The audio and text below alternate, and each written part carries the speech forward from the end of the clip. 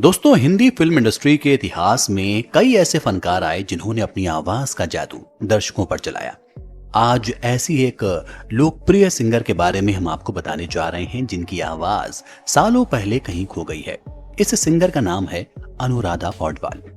80 के दशक में अनुराधा एक बेहतरीन गायिका बनकर उभरी थी। उस दौर में लता मंगेशकर, आशा भोसले और अलका याग्निक जैसी गायिकाएं झंडे गाड़ रही थीं, लेकिन अनुराधा जब आई तो इन सभी को उन्होंने कड़ी टक्कर दी। अनुराधा को गुलशन कुमार और टी सीरीज की खोज भी कहा जाता है। गुलशन कुमार उन्हें दूसरी लता मंगेशकर बनाना चाहते थे। अनुराधा पौडवाल ने अपनी सिंगिंग करियर की शुरुआत 1973 में आई अमिताभ बच्चन और जया भादुड़ी स्टारर फिल्म अभिमान से की थी, लेकिन उन्हें पहला बड़ा ब्रेक 1976 में सुभाष घई ने अपनी फिल्म कालीचरण में दिया।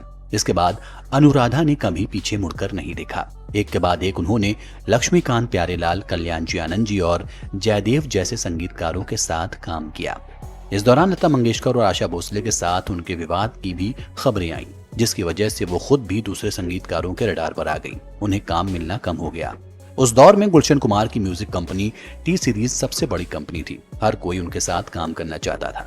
अनुराधा पौडवाल ने अपने करियर को नया आयाम देने के लिए गुलशन कुमार के साथ हाथ मिलाया और उनके गाने गाने लगी। सफलता ने अनुराधा के ऐसे कदम चूमे कि आशिकी, दिल है कि मानता नहीं और बेटा जैसी फिल्मों के लिए उन्हें लगातार 3 फिल्म फेयर अवार्ड दिए गए। इस दौरान अनुराधा गुलशन कुमार की भी पसंदीदा गायिका बन गई। हर जगह और हर मामले में वो अनुराधा पौडवाल को सपोर्ट करने लगे। इससे इंडस्ट्री में ऐसी खबरों ने भी आग पकड़ी कि गुलशन कुमार और अनुराधा का फेयर है। हालांकि इस पर किसी ने भी खुलकर कुछ नहीं कहा। अनुराधा उसी तरह गाने गाती रहीं और आगे बढ़ती रहीं। जिस रफ्तार से वो आगे बढ़ रही थी, उससे लग रहा था कि वो लता मंगेशकर का दौर खत्म हो गया है। खुद कंपोजर ओपी नैयर ने यह कह दिया था कि लता का दौर अब खत्म हो चुका है। अनुराधा ने उन्हें रिप्लेस कर दिया है। लेकिन इससे भी बड़ी बात गुलशन कुमार ने कही थी। अनुराधा पौडवाल को लेकर गुलशन कुमार ने कहा था कि वो उन्हें दूसरी लता मंगेशकर बनाएंगे।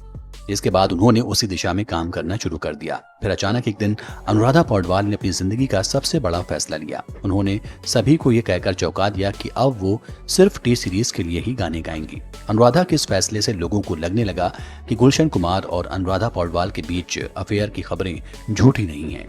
बेशक गुलशन कुमार की वजह से अनुराधा ने टी सीरीज के लिए गाने का फैसला लिया हो, लेकिन इससे उन्होंने अपने पैरों पर ही कुल्हाड़ी मार ली, क्योंकि इसके बाद टी सीरीज से बाहर के सभी गाने अलका याग्निक और बाकी गायिकाओं को मिल गए, जबकि अनुराधा ने भजन और आरती गानी शुरू कर दी। इस वजह से अनुराधा का करियर डूब गया और कई सालों तक उन्होंने किसी फिल्म या म्यूजिक कंपनी के लिए नहीं गाया। गुलशन कुमार की मौत के बाद तो उन्होंने फिल्मी गाने गाना छोड़ दिए। जी हाँ दोस्तों, ये कहानी थी सिंगर अनुराधा पौडवाल की।